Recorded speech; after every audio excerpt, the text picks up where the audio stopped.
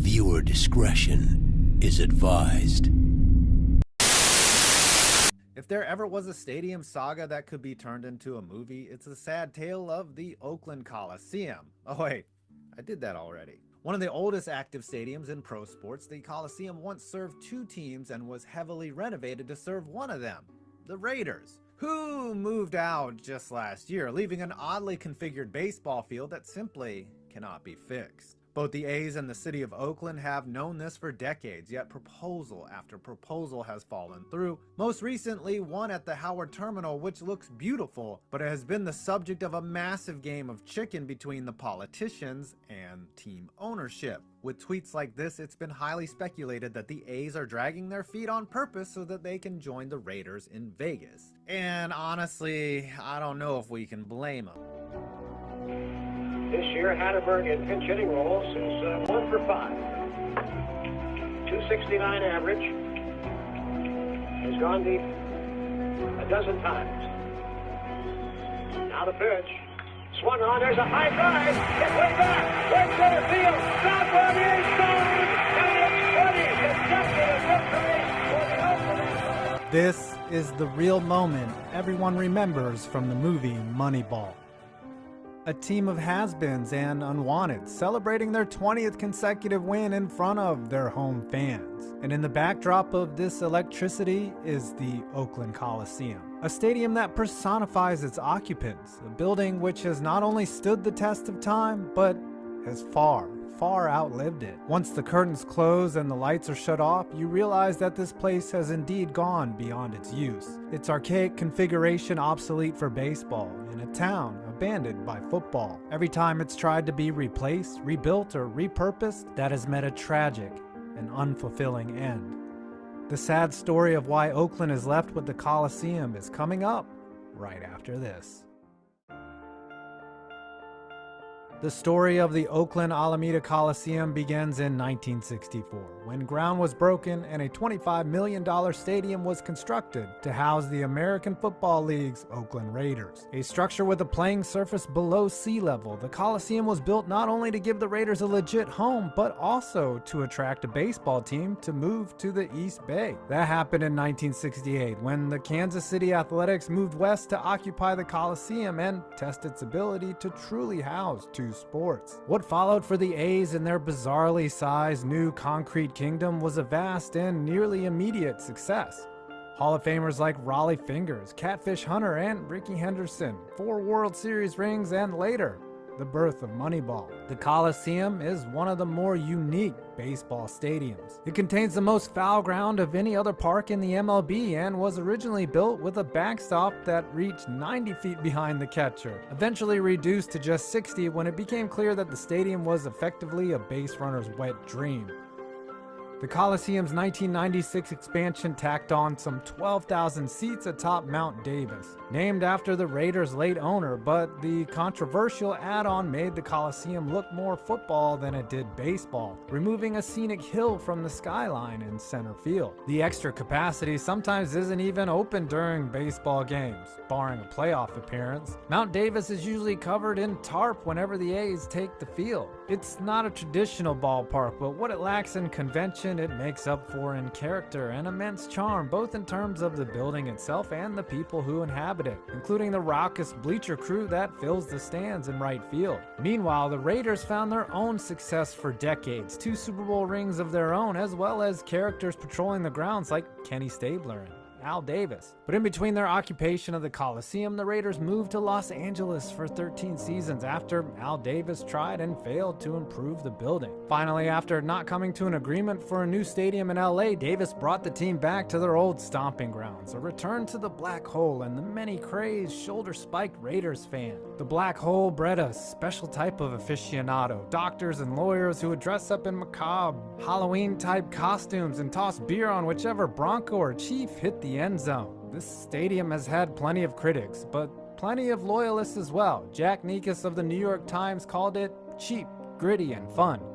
Baseball's last dive bar. The Coliseum may be a concrete eyesore, but it's a great, ungentrified place to watch a game. But how is it that an old, crumbling stadium, for all of its character and charm, still stands in 2020 despite the many attempts to replace it with a newer building? How has the last dual-use stadium stood while others have been imploded and met their dusty deaths?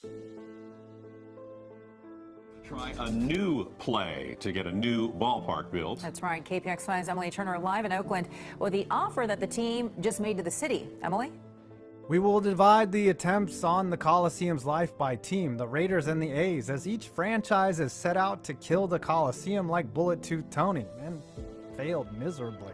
I shoot you! You're gonna die! While they still resided in Oakland, many proposals to exit the Coliseum were attempted and went awry. Prior to the end of their lease in 2013, the Raiders went to the city proposing a new $800 million stadium in the same dirt. The Raiders would have paid $300 million, the city another $300, and the NFL would loan them another $200. The city of Oakland wasn't on board, not wishing to foot the bill with the looming exit of the Golden State Warriors and the A's threat to take their business to nearby San Jose. After that failure, owner Mark Davis set his sights for San Antonio, proposing a move that would send them to the Alamo Dome temporarily until they could erect a more permanent home. That went limp too. In 2015, the Raiders even teamed up with the rival Chargers to get a city-approved stadium built in Carson, California that would have marked their second move to SoCal. Does this stadium design look familiar? The NFL decided they would prefer the Rams in LA to the Raiders, and thus silver and black were once again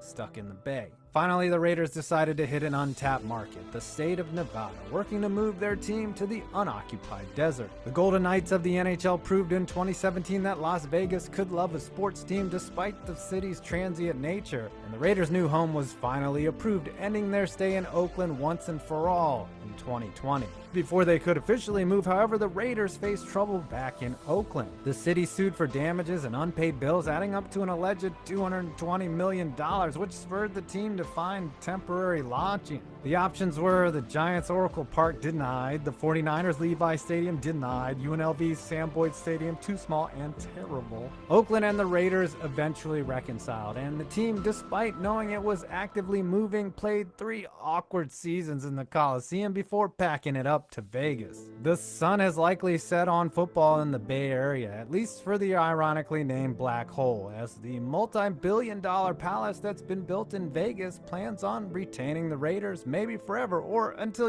everyone there is dead. A sad end to football in Oakland, for sure.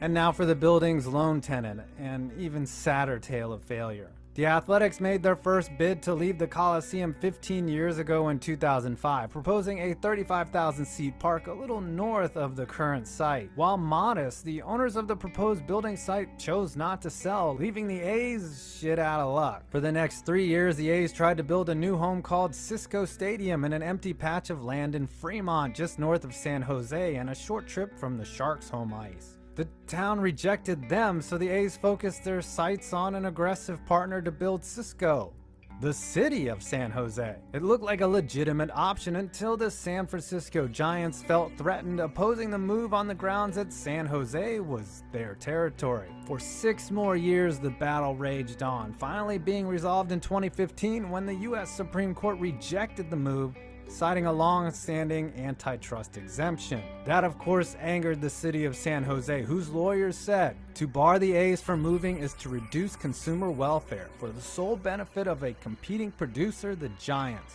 This is precisely the harm that antitrust law is designed to prevent. Yeah, you're damn right. What sucks even more for the A's is that in 1990, when the Giants wanted to move to San Jose, the A's actually granted them permission, and in the end, those concessions were turned around and used against them and their benevolence.